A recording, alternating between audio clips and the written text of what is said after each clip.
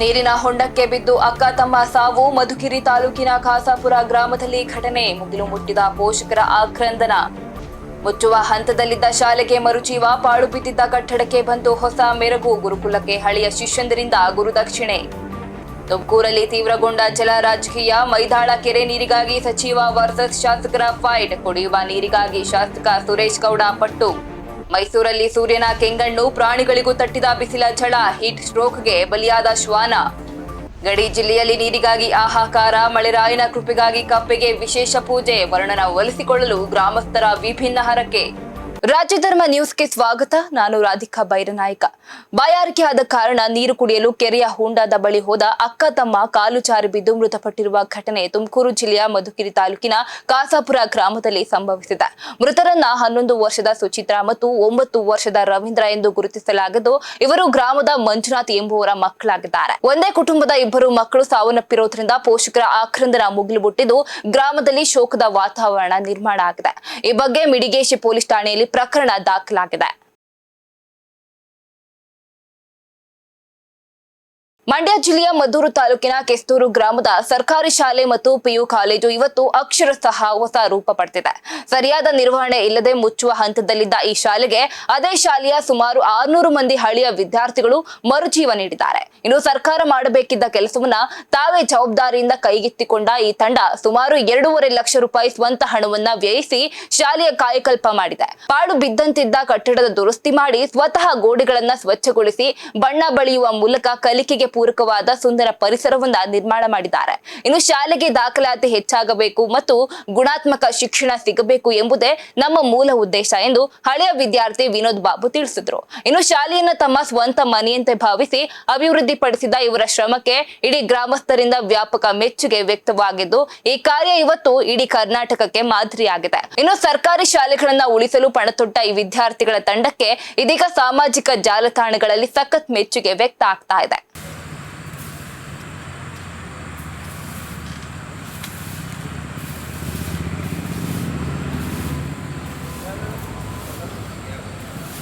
ಇದೇ ಕೆಸ್ತೂರು ಪ್ರೌಢಶಾಲಾ ವಿಭಾಗದಲ್ಲಿ ಓದಿದಂಥ ವಿದ್ಯಾರ್ಥಿ, ಹಳೆಯ ವಿದ್ಯಾರ್ಥಿ. ನಾವು ಇದೇ ಶಾಲೆಗೆ ಒಂದು ಸರಿ ಭೇಟಿ ಕೊಟ್ಟಾಗ ಈ ಶಾಲೆಯ ಫುಲ್ ಶಿಥಿಲಾವಸ್ಥೆಗೆ ತಲುಪುವಂಥ ದಾರಿ ತಲುಪಿತ್ತು. ನಾವು ಇದೇ ಹಳೆಯ ವಿದ್ಯಾರ್ಥಿಗಳೆಲ್ಲ ಸೇರಿ ಒಂದು ಕಡೆ ಈ ಶಾಲೆ ಏನಾದರೂ ಒಂದು ಮಾಡಬೇಕು, ಈ ಶಾಲೆನ ನಾವು ಸಾವಿರಾರು ಜನ ಬದುಕು ಕಟ್ಟಿಕೊಟ್ಟಂಥ ಜಾಗ ಇದು. ಈ ಜಾಗದಲ್ಲಿ ಇನ್ನೊಂದು ಸ್ವಲ್ಪ ದಿನಕ್ಕೆ ಉಪಕಾರ ಆಗೋ ಥರ ಏನಾದ್ರು ಒಂದು ಆಗಬೇಕು ಅನ್ನೋ ಕಾರಣಕ್ಕೆ ಇಡೀ ಹಳೆಯ ವಿದ್ಯಾರ್ಥಿಗಳೆಲ್ಲ ಸೇರಿಕೊಂಡು ಆ ಜಾಗಕ್ಕೆ ಭೇಟಿ ಕೊಟ್ಟು ಮಾಡಿದಾಗ ಅಲ್ಲಿ ತುಂಬ ಸತ್ಯ ಎಲ್ಲ ಬೆಳ್ಕೊಂಡು ತುಂಬ ಮರಗಿಡಗಳೆಲ್ಲ ಬೆಳ್ಕೊಂಡಿತ್ತು. ಅದಕ್ಕೆ ನಾವು JCB ಎಲ್ಲ ಕರೆಸಿ ಒಂದು 6 ವಾರ ಕ್ಲೀನ್ ಮಾಡಿ JCB ಹೋಗಿರೋಂಥ ಜಾಗಗಳೆಲ್ಲ ನಾವೇ ಹಳೆ ವಿದ್ಯಾರ್ಥಿಗಳು ಸ್ವಲ್ಪ ಒಂದು 5-6 ಜನ ಸೇರಿಕೊಂಡು ಎಲ್ಲ ಕ್ಲೀನ್ ಮಾಡಾದ್ಮೇಲೆ ಅದಕ್ಕೆ ಗಾರೆ ಎಲ್ಲ ಸ್ವಲ್ಪ ತೇಪೆ ಕೆಲಸಗಳೆಲ್ಲ ಇದ್ದವು. ಗಾರೆ ಎಲ್ಲ ಮಾಡಿ, ಪೇಂಟ್ ಎಲ್ಲ ಮಾಡಿ, ಎಲ್ಲ ಇಡೀ ಬಿಲ್ಡಿಂಗು ಕೂಡ ಫುಲ್ ಪಾಚಿಮಯ ಆಗ್ಬಿಟ್ಟಿತ್ತು. ಪಾಚಿ ಎಲ್ಲ ಕ್ಲೀನ್ ಮಾಡಿ ಇವಾಗ ಒಂದು ಅವಸ್ಥೆಗೆ ಬಂದಿದೆ. ಇವಾಗ ಇಡೀ ಹಿರಿಯ ವಿದ್ಯಾರ್ಥಿಗಳು ನಮ್ಮ ಜೊತೆ ತುಂಬ ಜನ ಸಹಕರಿಸಿದ್ದಾರೆ. ಇವಾಗ ಕಡಿಮೆ ಅಂದ್ರೂ ಒಂದು 200 ಜನ ಅವ್ರಿಗೆ ಕೆಲಸದ ವಿಚಾರದಲ್ಲಿ ಇರ್ಬೋದು, ಇಲ್ಲ ಧನ ಸಹಾಯದ ವಿಚಾರದಲ್ಲಿ ಇರ್ಬೋದು, ತುಂಬ ಸಪೋರ್ಟ್ ಮಾಡಿದ್ದಾರೆ. ಈ ವಿಚಾರದಲ್ಲಿ ನಾವು ಮುಂದಕ್ಕೆ ಏನಪ್ಪ ಹೇಳಬೇಕು ಅಂತ ಅಂದ್ಕೊಂಡಿದ್ದೀವಿ ಅಂತಂದರೆ, ಇಡೀ ಮನೆಗೆ ಭೇಟಿ ಕೊಟ್ಟು ಸರ್ಕಾರಿ ಶಾಲೆಗೆ ಸೇರುವಂಥ ಹುಡುಗರನ್ನ ಸೇರಿಸಬೇಕು, ನಮ್ಮ ಕೈಲಾದಂಥ ಪ್ರಯತ್ನ ಮಾಡಿ ಸರ್ಕಾರಿ ಶಾಲೆಯನ್ನು ಉಳಿಸಬೇಕು ಅನ್ನೋ ಪ್ರಯತ್ನದಲ್ಲಿ ನಾವಿದ್ದೀವಿ. ಆದಷ್ಟು ತುಂಬ ಒಳ್ಳೆಯ ರೀತಿಯಲ್ಲಿ ಸರ್ಕಾರಕ್ಕೆ ಮಂದಟ್ಟು ಮಾಡಿ ಸರ್ಕಾರದಿಂದ ಉಪಯೋಗ ಆಗುವಂಥ ಕೆಲಸಗಳನ್ನು ಕೂಡ ಇಲ್ಲಿ ಮಾಡಿಸಿ ಮುಂದಕ್ಕೆ 8ನೇ ತರಗತಿ ಸೇರ್ಕೊಳ್ಳುವಂಥ ವಿದ್ಯಾರ್ಥಿಗಳಿಗೆ, ಶಾಲೆಗೆ ಸೇರ್ಕೊಳ್ಳುವಂಥ ಹೊಸ ವಿದ್ಯಾರ್ಥಿಗಳಿಗೆ ಎಲ್ಲ ಹುಡುಗರು ಕೂಡ ಬೈಸಿಕಲ್ ಕೊಡಬೇಕು ಅನ್ನೋದು ನಮ್ಮ ಇಡೀ ವಿದ್ಯಾರ್ಥಿ ಸಂಘದಿಂದ ಯೋಚನೆ ಮಾಡಿ ಅದರಿಂದ ಬಂದಿದ್ದೀವಿ. ಮುಂದಕ್ಕೆ ಭೇಟಿ ಕೊಟ್ಟು ಸರ್ಕಾರಿ ಶಾಲೆಯನ್ನು ಉಳಿಸಬೇಕು ಅನ್ನೋ ವಿಚಾರದಲ್ಲಿ ತುಂಬ ವಿದ್ಯಾರ್ಥಿಗಳು ಕೈ ಜೋಡಿಸಿದಂಥ ಎಲ್ಲ ವಿದ್ಯಾರ್ಥಿಗಳಿಗೂ ದಯವಿಟ್ಟು ತುಂಬ ಕೃತಜ್ಞತೆಯಾಗಿ. ತುಮಕೂರು ಜಿಲ್ಲೆಯಲ್ಲಿ ಮೈದಾಳ ಕೆರೆಯ ನೀರಿಗಾಗಿ ಪ್ರಭಾವಿ ನಾಯಕರ ನಡುವೆ ಜಲಸಮರ ಆರಂಭವಾಗಿದ್ದು, ಇದು ಈಗ ಬೀದಿ ಹೋರಾಟದ ರೂಪ ಪಡೆದುಕೊಂಡಿದೆ. ಸಚಿವ KN ರಾಜಣ್ಣ ಮತ್ತು ಶಾಸಕ ಸುರೇಶ್ ಗೌಡ ಅವರ ನಡುವಿನ ಜಿದ್ದಾಜಿದ್ದಿನಿಂದಾಗಿ ಜಿಲ್ಲಾಡಳಿತಕ್ಕೆ ದೊಡ್ಡ ತಲೆನೋವು ಶುರುವಾಗಿದೆ. ಒಂದೆಡೆ 40 ಡಿಗ್ರಿ ಬಿಸಿಲಿನ ಧಗೆಗೆ ತೆಂಗು ಮತ್ತು ಅಡಿಕೆ ತೋಟಗಳು ಕಣ್ಣೆದುರೇ ಒಣಗ್ತಾ ಇದ್ರೆ ರೈತರನ್ನ ಉಳಿಸಲು ಕೂಡಲೇ ನೀರು ಬಿಡಬೇಕು ಅಂತ ಸಚಿವ KN ರಾಜಣ್ಣ ಪಟ್ಟು ಹಿಡಿದಿದ್ದಾರೆ. ಇನ್ನೊಂದೆಡೆ ಭವಿಷ್ಯದಲ್ಲಿ ತುಮಕೂರು ನಗರಕ್ಕೆ ಎದುರಾಗಬೇಕಾದ ಕುಡಿಯುವ ನೀರಿನ ಭೀಕರ ಸಮಸ್ಯೆಯನ್ನ ಗಮನದಲ್ಲಿ ಇಟ್ಕೊಂಡು ನೀರನ್ನ ಸಂರಕ್ಷಿಸಬೇಕು ಎಂದು ಶಾಸಕ ಸುರೇಶ್ ಗೌಡ ವಾದ ಮಾಡ್ತಾ ಇದ್ದಾರೆ. ಇನ್ನು ಈ ರಾಜಕೀಯ ಜಟಾಪಟಿಯ ನಡುವೆ ಮೈದಾಳ ಅಚ್ಚುಕಟ್ಟು ಭಾಗದ 10ಕ್ಕೂ ಹೆಚ್ಚು ಹಳ್ಳಿಗಳ ರೈತರು ಇವತ್ತು ಬೆಳಗ್ಗೆ 11 ಗಂಟೆಗೆ ಜಿಲ್ಲಾಧಿಕಾರಿ ಕಚೇರಿ ಮುತ್ತಿಗೆ ಹಾಕೋದಕ್ಕೆ ಸಜ್ಜಾಗಿದ್ರು. ಇನ್ನು ಸಚಿವ ಕೆಎನ್ ರಾಜಣ್ಣ ನೇತೃತ್ವದಲ್ಲಿ ನಡೆಯುತ್ತಾ ಇರುವ ಈ ಬೃಹತ್ ಪ್ರತಿಭಟನೆಯು ಜಿಲ್ಲಾ ಆಡಳಿತದ ವಿರುದ್ಧ ಹೋರಾಟದ ಕಹಳೆ ಊದಿದ್ದು ತೋಟಗಳನ್ನ ಉಳಿಸಿಕೊಳ್ಳಲು ರೈತರು ಕಣ್ಣೀರು ಹಾಕುತ್ತಾ ಧರಣಿ ಸತ್ಯಾಗ್ರಹಕ್ಕೆ ಮುಂದಾಗಿದ್ರು. ಇನ್ನು ಇಬ್ಬರು ನಾಯಕರ ಈ ಜಲ ಸಂಘರ್ಷ ಈಗ ಜಿಲ್ಲೆಯಲ್ಲಿ ತೀವ್ರ ಕುತೂಹಲ ಮೂಡಿಸ್ತಾ ಇದೆ. ಅವರ ಒಂದು ನಿರ್ದೇಶನದಂತೆ ಈಗಾಗಲೇ ನೀರನ್ನ ಬಿಡ್ತಕ್ಕಂಥದ್ದಕ್ಕೆ ತೀರ್ಮಾನ ಮಾಡಿ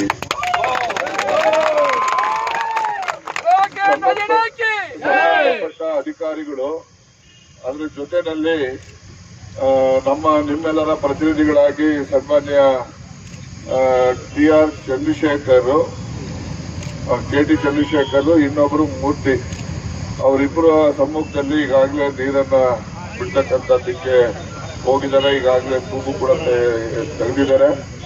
3 ದಿವಸ 4 ದಿವಸ ಅಂತಕ್ಕಂಥ ಸಂಸ್ಥೆ ನೀವೇನು ಇಟ್ಕೋಬೇಕಾಗಿಲ್ಲ.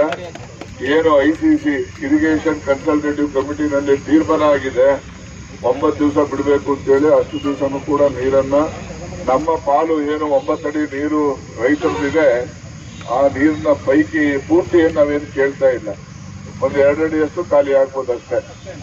ಅದಕ್ಕೋಸ್ಕರ ಆ ನೀರನ್ನ ಬಿಡ್ತಕ್ಕಂಥದ್ದಕ್ಕೆ ಈಗಾಗಲೇ ಸರ್ಕಾರ ಗೃಹ ಮಂತ್ರಿಗಳ ಆದೇಶದಂತೆ ಮಾಡಿದ್ದಾರೆ. ನಾವು ಅವರಿಗೆ ಅಭಿನಂದನೆಯನ್ನ ಸಲ್ಲಿಸೋಣ. ಜೊತೆಯಲ್ಲಿ ನನಗೆ ಒಂದು ಬೇಸರ ಏನಪ್ಪಾ ಅಂದ್ರೆ, ನ್ಯಾಯಯುತವಾದಂತಹ ಬೇಡಿಕೆಗೆ ರೈತರು ಬೀದಿಗೆ ಬಂದು ಹೋರಾಟ ಮಾಡಬೇಕಲ್ಲ ಅಂತಕ್ಕಂಥ ಒಂದು ಅಸಮಾಧಾನ ಕೂಡ ನಮ್ಮಲ್ಲಿ ನಿಮ್ಮಲ್ಲಿ ಇದೆ ಅಂತೇಳಿ ನಾನು ಈ ಸಂದರ್ಭದಲ್ಲಿ ಹೇಳಲಿಕ್ಕೆ ಬಯಸ್ತೇನೆ. ಮತ್ತೆ ಸಹಕರಿಸಿದಂತ ಎಲ್ಲ ಮುಖಂಡರುಗಳಿಗೆ, ರೈತರಿಗೆ, ಅಧಿಕಾರಿ ವರ್ಗದವರಿಗೆ, ವಿಶೇಷವಾಗಿ ಗೃಹ ಸಚಿವರಿಗೆ, ಮತ್ತೆ ಈವನ್ ಯಾರು ನಮ್ಮ ಸುರೇಶ್ ಗೌಡ ಅವರು ಶಾಸಕರು, ಅವ್ರಿಗೂ ಕೂಡ ಅಭಿನಂದನೆಯನ್ನು ನೀವು ಎಲ್ಲರೂ ಕೂಡ ಸಲ್ಲಿಸೋಣ ಅಂತಕ್ಕಂಥದ್ದನ್ನ ಈ ಸಂದರ್ಭದಲ್ಲಿ ಹೇಳಲಿಕ್ಕೆ ಬಯಸಿ, ಮತ್ತೊಮ್ಮೆ ಇಲ್ಲಿ ಬಂದಿರ್ತಕ್ಕಂಥ ರೈತರು ಬಿಸಿಲಲ್ಲಿ ಕೂಡ ನಿಂತಿದ್ದೀರಿ. ಆದ್ರೂ ಕೂಡ ಏನೇ ಕಷ್ಟ ಆದ್ರೂ ಕೂಡ ನಿಮಗೆ ಒಂದು ಉತ್ತಮವಾದ ಸ್ಪಂದನೆಯನ್ನ ಸರ್ಕಾರ ಕೊಟ್ಟಿದೆ ಅಂತಕ್ಕಂಥದ್ದನ್ನ ಈ ಸಂದರ್ಭದಲ್ಲಿ ನಾನು ಹೇಳಲಿಕ್ಕೆ ಬಯಸಿ, ನಮ್ಮ ಸುಬ್ರಹ್ಮಣ್ಯ ಶಾಸ್ತ್ರಿ ಮಗ ಲಕ್ಷ್ಮೀನಾರಾಯಣ ಮಳೆ ಬಂದಿದೆ ಅಂತ ಶಾಸ್ತ್ರ ಹೇಳೋನೆ, ನೋಡೋಣ, ಸಂತೋಷ ಆಗ್ತದೆ. ಹೌದಪ್ಪ, ನಿಮ್ಮ ಅಪ್ಪನೇ ಬಹಳ ಬುದ್ಧಿವಂತ. 62ನೇ ಇಸ್ವಿನಲ್ಲೇ ಬೇಸಾಯ ಮಾಡೋದು ಬಿಟ್ಬಿಟ್ರು ಸರ್ ಇವರು. ಅದು ಏನ್ ಹೇಳೋದು ನನಗೆ ಅಂದ್ರೆ, ಮುಂದೆ ಕಾನೂನು ಬರ್ತೈತೆ, ರೈತರಿಗೆಲ್ಲ ಜಮೀನು ಹೊಂಟೋಗ್ತದೆ, ಅದಕ್ಕೆ ನಾನು ಬೇಡ ಹಂಗೆ ಬಿಟ್ಬಿಡ್ತೀನಿ ಅಂತ ಅಪ್ಪ ಆಯ್ತಪ್ಪ ಅಂತ ಶಾಸ್ತ್ರಿಗಳು ಇವರು. ಆಯ್ತು, ಬಹಳ ಸಂತೋಷ. ಎಲ್ಲ ರೈತರಿಗೂ ಕೂಡ ನೆಮ್ಮದಿಯಿಂದ ನಿಮ್ಮ ತೋಟಗಳು ಉಳಿಲಿಕ್ಕೆ ಅನುಕೂಲ ಆಗ್ತದೆ ಅಂತಕ್ಕಂಥದ್ದನ್ನ ನಿಮ್ಮ ಹೋರಾಟಕ್ಕೆ ದೊರಕಿರ್ತಕ್ಕಂಥ ಒಂದು. ಮೈಸೂರಿನಲ್ಲಿ ಸತತವಾಗಿ ಏರುತ್ತಿರುವ ಬಿಸಿಲಿನ ತಾಪಕ್ಕೆ ಈಗ ಮೂಕ ಪ್ರಾಣಿಗಳು ಬಲಿಯಾಗ್ತಾ ಇರೋದು ಆತಂಕ ಮೂಡಿಸಿದೆ. ಮೈಸೂರಿನ ವಿಜಯನಗರದ ನಿವಾಸಿ ತೇಜಸ್ ಎಂಬುವರಿಗೆ ಸೇರಿದ್ದ ರೋನಿ ಎಂಬ 7 ವರ್ಷದ ಗೋಲ್ಡನ್ ರಿಟ್ರೈವರ್ ತಳಿಯ ಶ್ವಾನವು ಹೀಟ್ ಸ್ಟ್ರೋಕ್ ನಿಂದ ಅಂದ್ರೆ ಬಿಸಿಲಿನ ಆಘಾತಕ್ಕೆ ಸಾವನ್ನಪ್ಪಿದೆ. ಶನಿವಾರ ಖಾಸಗಿ ಕಾಲೇಜೊಂದರಲ್ಲಿ ಆಯೋಜನೆ ಮಾಡಲಾಗಿದ್ದ ಶ್ವಾನ ಸ್ಪರ್ಧೆಯಲ್ಲಿ ಭಾಗವಹಿಸಿದ್ದ ರೋನಿ ಪ್ರದರ್ಶನದ ಬಳಿಕ ಅತಿಯಾದ ಬಿಸಿಲಿನಿಂದಾಗಿ ಅಸ್ವಸ್ಥಗೊಂಡಿತ್ತು. ಇನ್ನು ತಕ್ಷಣ ಪೆಟ್ ಆಂಬ್ಯುಲೆನ್ಸ್ ಮೂಲಕ ಶ್ರೀ ಪೆಟ್ ಆಸ್ಪತ್ರೆಗೆ ದಾಖಲು ಮಾಡಿದ್ರು. ಚಿಕಿತ್ಸೆ ನೀಡಲಾಗ್ತಾ ಇದ್ರೂ ಕೂಡ ದುರಾದೃಷ್ಟವಶಾತ್ ಚಿಕಿತ್ಸೆ ಫಲಿಸದೆ ಶ್ವಾನ ಮೃತಪಟ್ಟಿದೆ. ಇನ್ನು ಬೇಸಿಗೆಯ ಈ ಕಠಿಣ ಸಮಯದಲ್ಲಿ ಮನುಷ್ಯರಂತೆ ಪ್ರಾಣಿಗಳಿಗೂ ಸಹ ಹೀಟ್ ಸ್ಟ್ರೋಕ್ ದೊಡ್ಡ ಅಪಾಯಕಾರಿಯಾಗಿ ಪರಿಣಾಮ ನೀಡ್ತಾ ಇದೆ. ಇನ್ನು ಪ್ರಾಣಿಗಳಿಗೆ ಮನುಷ್ಯರಂತೆ ಬೆವರಿನ ಮೂಲಕ ದೇಹದ ಉಷ್ಣತೆಯನ್ನ ಹೊರಹಾಕುವ ಸಾಮರ್ಥ್ಯ ಕಡಿಮೆ ಇರುತ್ತೆ. ಹೀಗಾಗಿ ಅತಿಯಾದ ತಾಪಮಾನ ಅವುಗಳ ಆಂತರಿಕ ಅಂಗಾಂಗಗಳ ವೈಫಲ್ಯಕ್ಕೆ ಕಾರಣವಾಗಬಹುದು. ಇನ್ನು ಈ ಘಟನೆಯು ಸಾಕು ಪ್ರಾಣಿ ಮಾಲೀಕರಲ್ಲಿ ಮರುಕ ಉಂಟು ಮಾಡುವುದರ ಜೊತೆಗೆ ಬಿಸಿಲಿನಿಂದ ತಮ್ಮ ಪ್ರಾಣಿಗಳನ್ನ ರಕ್ಷಿಸಿಕೊಳ್ಳಲು ಎಚ್ಚರಿಕೆಯ ವಹಿಸುವಂತೆ ಮಾಡಿದೆ.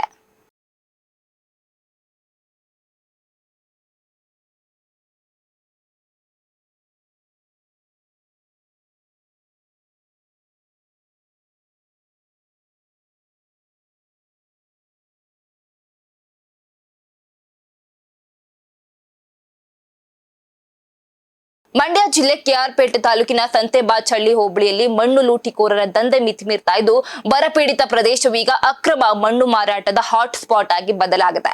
ಪ್ರಮುಖವಾಗಿ ಮಾರೇನಹಳ್ಳಿ ಮತ್ತು ಸುತ್ತಮುತ್ತಲಿನ ಗ್ರಾಮಗಳಲ್ಲಿ ಕೃಷಿ ಭೂಮಿಯ ಮಣ್ಣನ್ನ ವಾಣಿಜ್ಯ ಉದ್ದೇಶಕ್ಕಾಗಿ ಇಟ್ಟಿಗೆ ಫ್ಯಾಕ್ಟರಿ ಮಾಲೀಕರು ಎಗ್ಗಿಲ್ಲದೆ ಲೂಟಿ ಮಾಡ್ತಾ ಇದ್ದಾರೆ.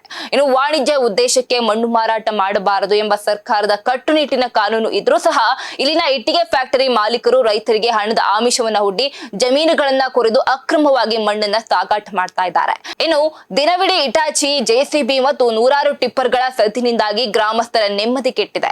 ಟಿಪ್ಪರ್ಗಳ ನಿರಂತರ ಸಂಚಾರದಿಂದ ಏಳ್ತಾ ಇರುವ ಧೂಳು ಮನೆಗಳಿಗೆ ನುಗ್ತಾ ಇದ್ದು ಜನರ ಆರೋಗ್ಯದ ಮೇಲೆ ಗಂಭೀರ ಪರಿಣಾಮ ಬೀರ್ತಾ ಇದೆ. ಇನ್ನು ಜನವಸತಿ ಪ್ರದೇಶದಲ್ಲೇ ಈ ದಂಧೆ ಬಹಿರಂಗವಾಗಿ ನಡೀತಾ ಇದ್ರು ಅಧಿಕಾರಿಗಳು ಹಾಗೂ ಜನಪ್ರತಿನಿಧಿಗಳು ಮಾತ್ರ ಮೌನಕ್ಕೆ ಶರಣಾಗಿದ್ದಾರೆ. ದೂರು ನೀಡಿದ್ರೂ ಸಹ ಯಾವುದೇ ಕ್ರಮ ಕೈಗೊಳ್ಳದ ಅಧಿಕಾರಿಗಳ ವಿರುದ್ಧ ಗ್ರಾಮಸ್ಥರು ತೀವ್ರ ಆಕ್ರೋಶವನ್ನ ವ್ಯಕ್ತಪಡಿಸ್ತಾ ಇದ್ದು ಕೂಡಲೇ ಈಗ ಅಕ್ರಮ ಮಣ್ಣು ಲೂಟಿಯನ್ನ ತಡೆಗಟ್ಟಬೇಕೆಂದು ಆಗ್ರಹವನ್ನ ವ್ಯಕ್ತಪಡಿಸಿದ್ದಾರೆ.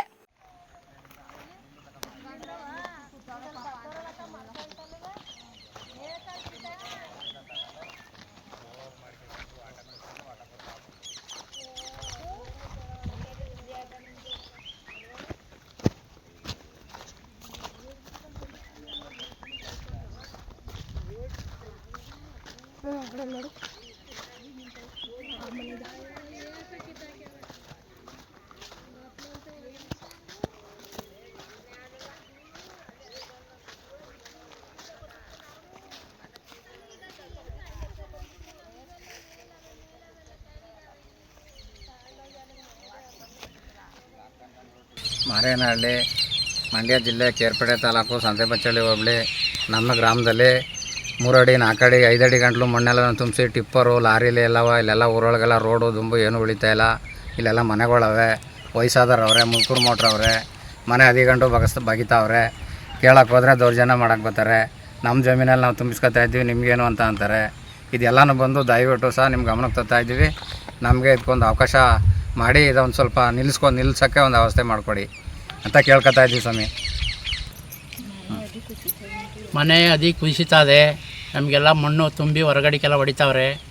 ನಾವು ಪೈಪ್ ಉಣ್ಕೊಂಡಿದ್ವಿ, ಮನೆಗೆಲ್ಲ ತೊಂದರೆ ಆಗಿದೆ. ಧೂಳು ದುಂಬೆಲ್ಲ ಬರ್ತದೆ. ಇದಕ್ಕೆಲ್ಲ ಏನಾರು ಮಾಡಿ ಈ ತಡೆಗಟ್ಟಿ ನಮಗೆ ಪರಿಸರ ಕೊಡಿಸ್ಬೇಕು.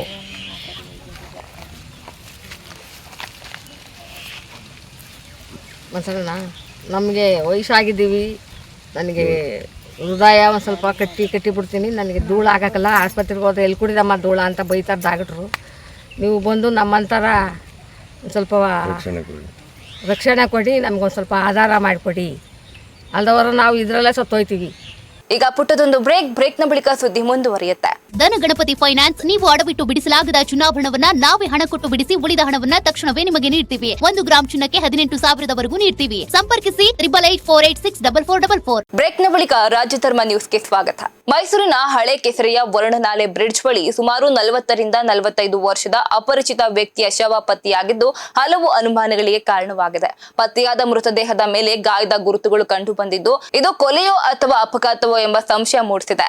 ವಿಷಯ ತಿಳಿತಾ ಇದ್ದಂತೆ ಎನ್ಆರ್ ಪೊಲೀಸ್ ಠಾಣೆಯ ಅಧಿಕಾರಿಗಳು ಸ್ಥಳಕ್ಕೆ ಭೇಟಿ ನೀಡಿ ಪರಿಶೀಲನೆ ನಡೆಸಿದ್ದಾರೆ. ಸದ್ಯ ಮೃತದೇಹವನ್ನ ವಾರಸುದಾರರ ಪತ್ತೆಗಾಗಿ ಮತ್ತು ಮರಣೋತ್ತರ ಪರೀಕ್ಷೆಗಾಗಿ ಮೈಸೂರಿನ ಶವಗಾರಕ್ಕೆ ರವಾನೆ ಮಾಡಲಾಗಿದ್ದು ಪೊಲೀಸರು ಪ್ರಕರಣವನ್ನ ದಾಖಲು ಮಾಡಿಕೊಂಡು ಮೃತನ ಗುರುತು ಪತ್ತೆ ಹಚ್ಚಲು ತನಿಖೆ ಆರಂಭಿಸಿದ್ದಾರೆ.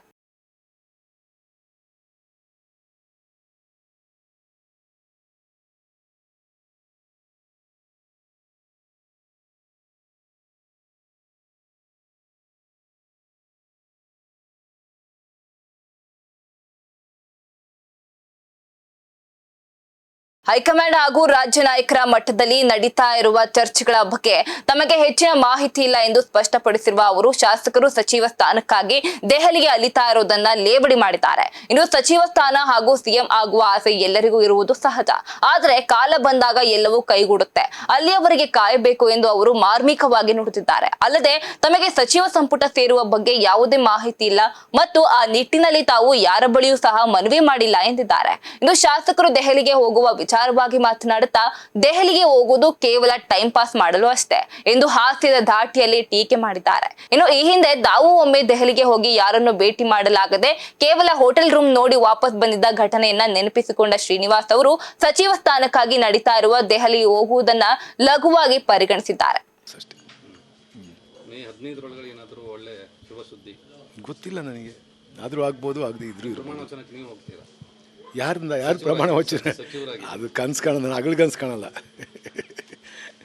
ಅದು ಅಭ್ಯಾಸನೂ ಇಲ್ಲ ನನಗೆ.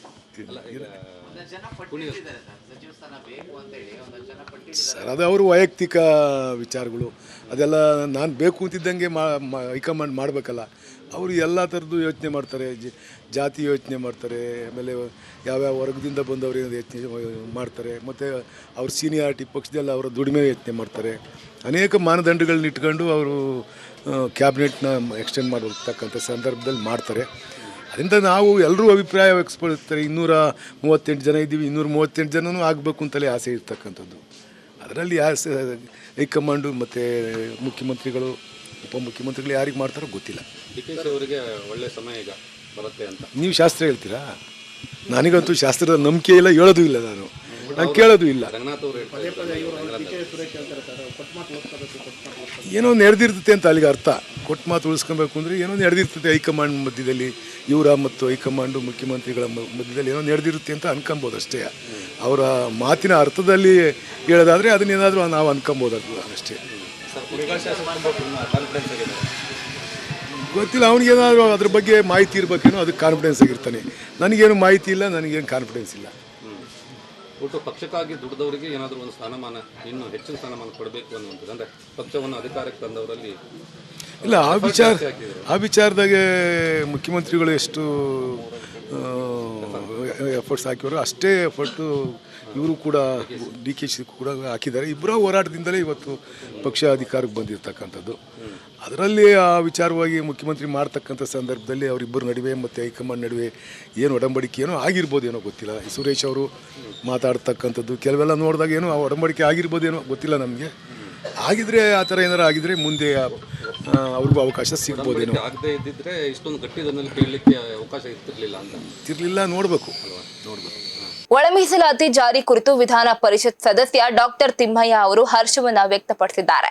ಈ ಕುರಿತು ಮೈಸೂರಿನಲ್ಲಿ ಮಾತನಾಡಿದ ಅವರು, ಒಳ ಮೀಸಲಾತಿ ಜಾರಿಗೊಳಿಸಿರುವ ಮುಖ್ಯಮಂತ್ರಿ ಸಿದ್ದರಾಮಯ್ಯ ಹಾಗೂ ರಾಜ್ಯ ಸರ್ಕಾರದ ಕ್ರಮವನ್ನ ಡಾಕ್ಟರ್ ತಿಮ್ಮಯ್ಯ ಅವರು ಮುಕ್ತ ಕಂಠದಿಂದ ಶ್ಲಾಘನೆ ಮಾಡಿದ್ದಾರೆ. ಕಳೆದ 35 ವರ್ಷಗಳ ಸುದೀರ್ಘ ಹೋರಾಟಕ್ಕೆ ಇವತ್ತು ನ್ಯಾಯ ಸಿಕ್ಕಂತಾಗಿದೆ ಎಂದು ಅವರು ಬಣ್ಣಿಸಿದ್ದಾರೆ. ಇನ್ನು ಈ ಹಿಂದೆ ಯಾವುದೇ ಸರ್ಕಾರಗಳು ಒಳ ಮೀಸಲಾತಿ ಜಾರಿಗೆ ಧೈರ್ಯ ತೋರಿಸಿರಲಿಲ್ಲ. ಆದ್ರೆ ಸಿದ್ದರಾಮಯ್ಯ ನೇತೃತ್ವದ ಕಾಂಗ್ರೆಸ್ ಸರ್ಕಾರ ಇದನ್ನ ಜಾರಿಗೆ ತರುವ ಮೂಲಕ ಶೈಕ್ಷಣಿಕ ಮತ್ತು ಔದ್ಯೋಗಿಕವಾಗಿ ಹಸಿದವರಿಗೆ ಅನ್ನ ನೀಡುವ ಕೆಲಸ ಮಾಡಿದೆ ಎಂದು ಅವರು ತಿಳಿಸಿತು. ಇನ್ನು ಇದೇ ವೇಳೆ ಬಿಜೆಪಿಯ ಟೀಕೆಗಳನ್ನ ತಳ್ಳಿ ಹಾಕಿದ ಅವರು, ವಿರೋಧ ಪಕ್ಷದ ನಾಯಕರ ಮಾತುಗಳಿಗೆ ಯಾವುದೇ ಮಹತ್ವವಿಲ್ಲ ಎಂದರು. ಇನ್ನು ಈ ಐತಿಹಾಸಿಕ ನಿರ್ಧಾರಕ್ಕಾಗಿ ಮುಂದಿನ ದಿನಗಳಲ್ಲಿ ಸಮುದಾಯದ ವತಿಯಿಂದ ಬೃಹತ್ ಸಮಾವೇಶ ಆಯೋಜನೆ ಮಾಡಿ ಸರ್ಕಾರಕ್ಕೆ ಅಭಿನಂದನೆ ಸಲ್ಲಿಸುವ ಬಗ್ಗೆ ಚರ್ಚೆ ನಡೀತಾ ಇದೆ ಎಂದು ತಿಳಿಸಿದ್ದಾರೆ. ಸದ್ಯ ಶೈಕ್ಷಣಿಕ ಮತ್ತು ಔದ್ಯೋಗಿಕವಾಗಿ ಮೀಸಲಾತಿ ಸಿಕ್ಕಿದ್ದು, ರಾಜಕೀಯ ಮೀಸಲಾತಿ ಬಗ್ಗೆ ಮುಂದಿನ ದಿನಗಳಲ್ಲಿ ನಿರ್ಧಾರ ಮಾಡಲಾಗುವುದು ಎಂದು ಹೇಳಿದರು.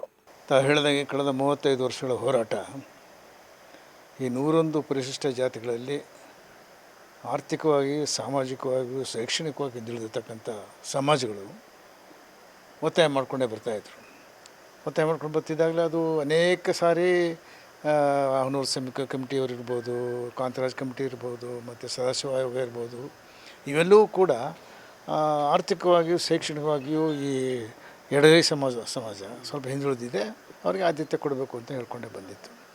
ಆದರೆ ಯಾವ ಸರ್ಕಾರವೂ ಕೂಡ ದಿಟ್ಟ ಹೆಜ್ಜೆ ತಗೊಂಡು ಈ ಒಂದು ಪ್ರಾಬ್ಲಮ್ನ ಸಾಲ್ವ್ ಮಾಡಲಿಕ್ಕೆ ಯಾಕಿರಲಿಲ್ಲ. ಅದಕ್ಕೆ ನಾನು ಮೊಟ್ಟ ಮೊದಲನೇದಾಗಿ ಸನ್ಮಾನ್ಯ ಸಿದ್ದರಾಮಯ್ಯನವರಿಗೆ ಶತಕೋಟಿ ನಮನಗಳನ್ನ ಹೇಳಬೇಕು. ಯಾಕೆ ಅಂತೇಳಿದ್ರೆ, ಇದೇ BJP ಸರ್ಕಾರ ಪ್ರಣಾಳಿಕೆ ಹಾಕ್ಕೊಂಡು ನಾವು ಮಾಡೇ ಮಾಡ್ತೀವಿ ಅಂತ ಹೇಳಿ ಅದನ್ನು ಮೂಲೆಗೆ ಹಾಕಿದ್ರು. ಮಾಡೋಕ್ಕೆ ಹೋಗಲೇ ಇಲ್ಲ. ಅದಕ್ಕೇನೋ ಒಂದು ನೆಪ ಒಡ್ಡಿ ಬೇರೆ ಒಂದೇನೋ ಮಾಧುಸ್ವಾಮಿ ಕಮಿಟಿ ಎಲ್ಲ ಮಾಡಿ ಅದು ಸಂವಿಧಾನಕ್ಕೆ ವಿರೋಧವಾಗಿರ್ತಕ್ಕಂಥದ್ದು ಮಾಡಿ ಕೊನೆಗೆ ಅದು ಕಾರ್ಯಗತ ಆಗಲಿಲ್ಲ. ಆದರೆ 23ರ ಚುನಾವಣೆಯಲ್ಲಿ ಪ್ರಣಾಳಿಕೆಯಲ್ಲಿ ಹೇಳಿಕೊಂಡು ನಮ್ಮ ಸನ್ಮಾನ್ಯ ಸಿದ್ದರಾಮಯ್ಯನವರು ಅದನ್ನು ಜಾರಿಗೆ ತರಲಿಕ್ಕೆ ಕೆಲವು ದತ್ತಾಂಶಗಳು ಬೇಕಾದ್ರಿಂದ ನಾಗಮೋಹನ್ ದಾಸ್ ರಚನೆಯನ್ನು ನಡೆಸಿ ಅಲ್ಲಿಂದ ಅವರು ನಾಗಮೋಹನ್ ದಾಸರು ಅವರು ಅವ್ರದ್ದೇ ಒಂದು ವರದಿ ಕೊಟ್ಟಿದ್ದರು. ಅದು ABCDE ಅಂಥೇಳಿ ಒಂದು 6%, 5%, 4%, 1%, 1%, ಇದು 17% ಕೊಟ್ಟಿದ್ರು. 17%ಅಲ್ಲಿ ಈಗ ಸುಪ್ರೀಂ ಕೋರ್ಟಿಂದ 17% ಮಾಡಲಿಕ್ಕೆ ಆಗೋದಿಲ್ಲ ಅಂತ ಹೇಳಿದ ಮೇಲೆ, ಸೊ ಅದನ್ನು 17%ಇಂದ 15% ಇಳಿಸ್ಬೇಕಾದ್ರೆ ಅದಕ್ಕೊಂದು ತಾಂತ್ರಿಕ ಸಮಿತಿ ಮಾಡಿ ಮತ್ತು ಎಲ್ಲ ಪರಿಶಿಷ್ಟ ಜಾತಿ ಪರಿಶಿಷ್ಟ ಪಂಗಡದ ಮಂತ್ರಿಗಳನ್ನೆಲ್ಲ ಕರೆದು ಮತ್ತು ಅಧಿಕಾರಿಗಳನ್ನ ಕರೆದು ಭಾಳ ಶ್ರಮ ತಗೊಂಡು ಒಂದು ಬಂದಿದ್ದಾರೆ. ಯಾವುದು ಎ ವರ್ಗ ಎಡಗೈ ಜವಾಬ್ದಾರಿ 5.25%, ಸೊ ಬಲಗೈ ಸಮಾಜಕ್ಕೆ 5.25% ಮತ್ತು ಸಿ ಗ್ರೂಪ್ಗೆ 4.5% ಕೊಟ್ಟಿದ್ದಾರೆ. ಸೊ ಅದನ್ನು ಈಗ ನಾವು ಹಸುವಿದ್ದವ್ರಿಗೆ ಊಟನೇ ಇಲ್ಲದೇ ಇದ್ದವ್ರಿಗೆ ಊಟ ಕೊಟ್ಟಾಗ ನಾವು ನಿಜವಾಗ್ಲೂ ಕೂಡ ಚಿರಋಣಿಯಾಗಿರಬೇಕು, ತೃಪ್ತಿಕರವಾಗಿರಬೇಕು. ಟೀಕೆ ಟಿಪ್ಪಣಿಗಳು ಮಾಡ್ತಿರ್ತಾರೆ, BJPಯವರು ಅವ್ರು ಮಾಡ್ಬೋದು, ಇವರು ಅದಕ್ಕೆ ನಾವು ಇದು ಮಾಡೋದಿಲ್ಲ. ಆದರೆ ಸಂವಿಧಾನದಲ್ಲಿ ಸ್ವಾತಂತ್ರ್ಯ ಬಂದ ನಂತರ ಅಂಬೇಡ್ಕರ್ ಕೊಟ್ಟಿರ್ತಕ್ಕಂಥ ಸಂವಿಧಾನದಲ್ಲಿ ಯಾರು ಮತ್ತೆ ಈ ಸಮಬಾಳು ಸಮಪಾಲು ಮಾಡಬೇಕಾದ್ರೆ ಸ್ವಲ್ಪ ಯಾರಲ್ಲಿ ತೊಂದರೆ ಇದೆ ಅದನ್ನು ಸರಿಪಡಿಸೋ ಸಂವಿಧಾನದ ಅಡಿಯಲ್ಲೇ ಸರಿಪಡಿಸಿರ್ತಕ್ಕಂಥದ್ದು ಇದು ನಿಜವಾಗ್ಲೂ ಸ್ವಾಗತಾರ್ಹ. ಇದಕ್ಕೆ ಸನ್ಮಾನ್ಯ ಸಿದ್ದರಾಮಯ್ಯನವರಿಗೆ ನಾವು ಇಡೀ ಸಮಾಜ ನಾವು ಚಿರಋಣಿಯಾಗಿದ್ದೀವಿ, ಅವ್ರಿಗೆ ಶತಕೋಟಿ ನಮನಗಳು ಅಂತ ಅಲ್ಲಿ ಹೇಳ್ತಾ ಇದ್ದೀವಿ. ಸೊ ಅದರಿಂದ ಸಿದ್ದರಾಮಯ್ಯನವರು ತೊಗೊಂಡಂಥ ದಿಟ್ಟ ಹೆಜ್ಜೆಗೆ ಇಡೀ ಸಮಾಜ ಮುಂದಿನ ದಿವಸಗಳಲ್ಲಿ ಅವ್ರನ್ನ ದೇವರಾಜ ಅವ್ರು ನೆನೆಸ್ಕೋತೀವಲ್ಲ ಆ ರೀತಿ ಅವ್ರು ನೆನೆಸ್ಕೊಳ್ಳೋಂಥ ಕಾಲ ಇದೇ ಬರುತ್ತೆ ಅಂತ ನಾನು ಹೇಳ್ಬಲ್ಲೆ. ಗಡಿ ಜಿಲ್ಲೆ ಚಾಮರಾಜನಗರದಲ್ಲಿ ಭೀಕರ ಬರಗಾಲ ಆವರಿಸಿದ್ದು ಕುಡಿಯುವ ನೀರಿಗಾಗಿ ಹಾಹಾಕಾರ ಶುರುವಾಗಿದೆ. ಮಳೆರಾಯನ ಕೃಪೆಗಾಗಿ ಹನೂರು ತಾಲೂಕಿನ ಕೆಂಪನಹಟ್ಟಿ ಗ್ರಾಮಸ್ಥರು ಈಗ ದೇವರ ಮೊರೆ ಹೋಗಿದ್ದು ವಿಭಿನ್ನವಾಗಿ ಕಪ್ಪೆಗಳಿಗೆ ಪೂಜೆ ಸಲ್ಲಿಸಿ ಮೆರವಣಿಗೆ ಮಾಡುವ ಮೂಲಕ ವರ್ಣನಿಗೆ ಪ್ರಾರ್ಥನೆ ಸಲ್ಲಿಸಿದ್ದಾರೆ. ಉಯ್ಯೋ ಉಯ್ಯೋ ಮಳೆರಾಯ, ಬಾಳೆ ತೋಟಕ್ಕೆ ನೀರಿಲ್ಲ ಎಂಬ ಘೋಷಣೆಯೊಂದಿಗೆ ಗ್ರಾಮದ ಬಾಲಕರು ಕಪ್ಪೆಯನ್ನ ಪಲ್ಲಕ್ಕಿಯಲ್ಲಿ ಕೂರಿಸಿ ಊರೆಲ್ಲ ಮೆರವಣಿಗೆ ಮಾಡಿದ್ರು. ಬೇವಿನ ಎಲೆಗಳಿಂದ ಸಿಂಗರಿಸಿದ ಪಲ್ಲಕ್ಕಿಯನ್ನ ಹೊತ್ತು ಸಾಗಿದ ಬಾಲಕರ ಮೈ ಮೇಲೆ ಮಹಿಳೆಯರು ನೀರು ಹಾಕಿ ಮಳೆಗಾಗಿ ಹರಕೆ ಹೊತ್ತರು. ಇನ್ನು ಕಳೆದ 4-5 ವರ್ಷಗಳಿಂದ ಜಿಲ್ಲೆಯಲ್ಲಿ ಸರಿಯಾದ ಮಳೆಯಾಗದೆ ಅಂತರ್ಜಲ ಕುಸಿದಿದ್ದು ಈಗ ಜನ ಜಾನುವಾರುಗಳಿಗೆ ಒಂದು ಹನಿ ನೀರಿಗೂ ಕೂಡ ಪರದಾಡುವಂತ ಸ್ಥಿತಿ ನಿರ್ಮಾಣವಾಗಿದೆ. ಇನ್ನು ಮಹಿಳೆಯರು ದೂರದ ಹೊಲ ಗದ್ದೆಗಳಿಂದ ನೀರು ಹೊತ್ತು ತರ್ತಾ ಇದ್ದು ಕಾಡು ಮೇಡಿನಲ್ಲೂ ನೀರಿನ ಅಭಾವ ತಲೆತೋರಿದೆ. ಇನ್ನು ಜಿಲ್ಲಾಡಳಿತ ಕೂಡಲೇ ಇತ್ತ ಗಮನ ಹರಿಸಿ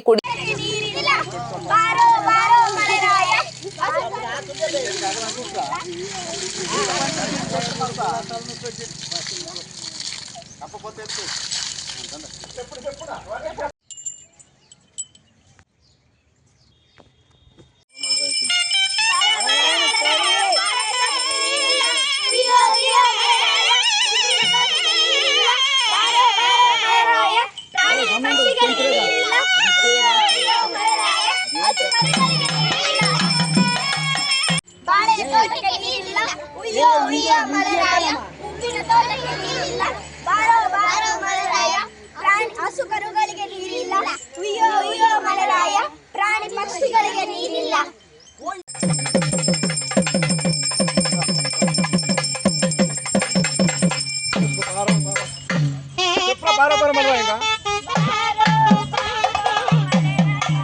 చెప్పండ్రా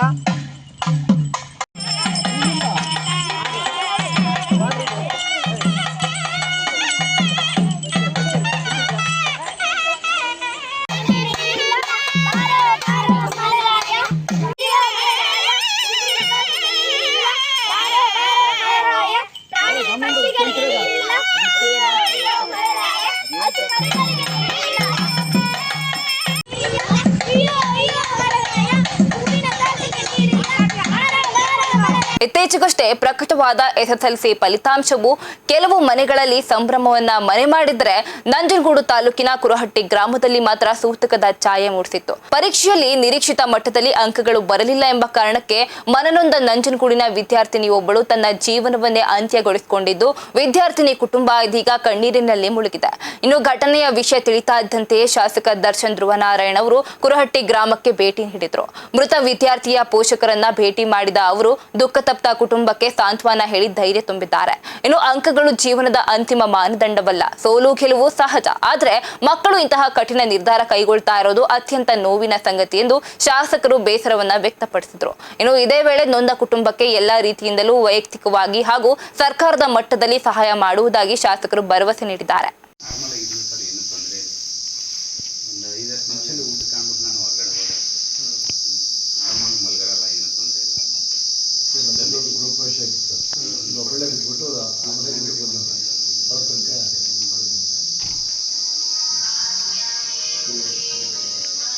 ಏನಾದ್ರು ಈ ರಿಸಲ್ಟ್ ಬಂದಾಗ ಅಳೋದು ಕರೋದು ನಂಗೆ ಕಮ್ಮಿ ಬಂದಿದೆ, ಈ ಥರ ಏನಾದ್ರು ವೀಕ್ನೆಸ್ ಇದ್ದರೆ ಬೇಕಾದ್ರೆ ಏನೋ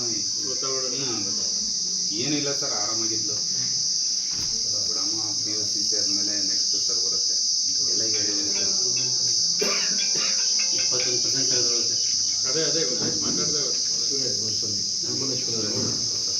ಪ್ರತಿಯೊಂದನ್ನು ಬಿಡಿಸಿ ಬಿಡಿಸಿ ಹೇಳಿದ್ದಾರೆ ಸರ್ ಅವರು ಅವ್ರ ಥರ ಹೇಳ್ಕೊಟ್ಟಿದ್ದಾರೆ.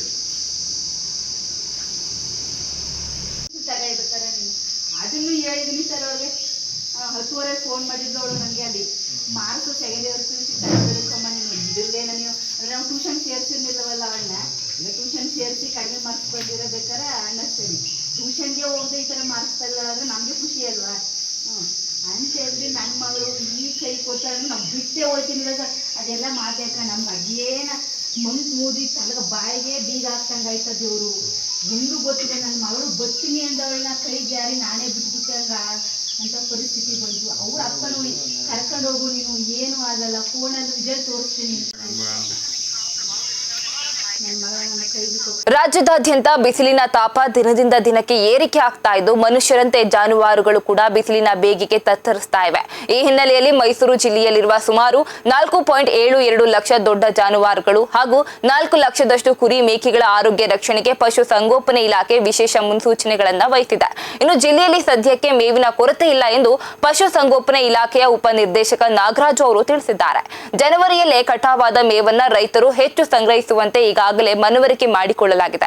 ಇನ್ನು ಹಸಿರು ಮೇವಿನ ಲಭ್ಯತೆಗಾಗಿ ಕೃಷಿ ಪಂಪ್ಸೆಟ್ ಹೊಂದಿರುವ ರೈತರಿಗೆ ಇಲಾಖೆ ವತಿಯಿಂದ ಹಾಗೂ ಹಾಲು ಉತ್ಪಾದಕರ ಸಹಕಾರ ಸಂಘಗಳ ಮೂಲಕ ಉಚಿತ ಮೇವಿನ ಬೀಜದ ಕಿಟ್ಗಳನ್ನು ವಿತರಣೆ ಮಾಡಲಾಗ್ತಾ ಇದೆ. ಸ್ಥಳೀಯ ಗ್ರಾಮ ಪಂಚಾಯಿತಿಗಳ ಸಹಕಾರದೊಂದಿಗೆ ನೀರಿನ ತೊಟ್ಟಿಗಳ ದುರಸ್ತಿ ಹಾಗೂ ಹೊಸ ತೊಟ್ಟಿಗಳನ್ನು ನಿರ್ಮಾಣ ಮಾಡಲಾಗಿದ್ದು ಸದಾ ನೀರು ಲಭ್ಯವಾಗಿರುವಂತೆ ನೋಡಿಕೊಳ್ಳಲಾಗ್ತಾ ಇದೆ. ಇನ್ನು ಜಿಲ್ಲೆಯ 204 ಪಶು ವೈದ್ಯಕೀಯ ಆಸ್ಪತ್ರೆಗಳ ಸಿಬ್ಬಂದಿ ಈಗಾಗಲೇ ರೋಗ ನಿರೋಧಕ ಲಸಿಕಾ ಅಭಿಯಾನವನ್ನು ಆರಂಭ ಮಾಡಿದ್ದು ನಿರ್ಜಲೀಕರಣ ಮತ್ತು ಡಯೇರಿಯಾದಂತಹ ಕಾಯಿಲೆಗಳು ಕಾಣಿಸಿಕೊಳ್ಳದಂತೆ ಎಚ್ಚರಿಕೆ ವಹಿಸಲು ಸೂಚನೆ ನೀಡಲಾಗಿದೆ ಎಂದು ಪಶುಸಂಗೋಪನೆ ಇಲಾಖೆಯ ಉಪನಿರ್ದೇಶಕ ನಾಗರಾಜು ತಿಳಿಸಿದ್ದಾರೆ. ನಮಗೆ ಜಿಲ್ಲಾಡಳಿತದಿಂದ ಕಳೆದ ಸುಮಾರು 3-4 ತಿಂಗಳ ಹಿಂದೆನೇ ಕೂಡ ಈ ವರ್ಷ ಸ್ವಲ್ಪ IMD ರಿಪೋರ್ಟ್ ಪ್ರಕಾರ ಮಳೆ ಕೊರತೆ ಆಗುತ್ತೆ.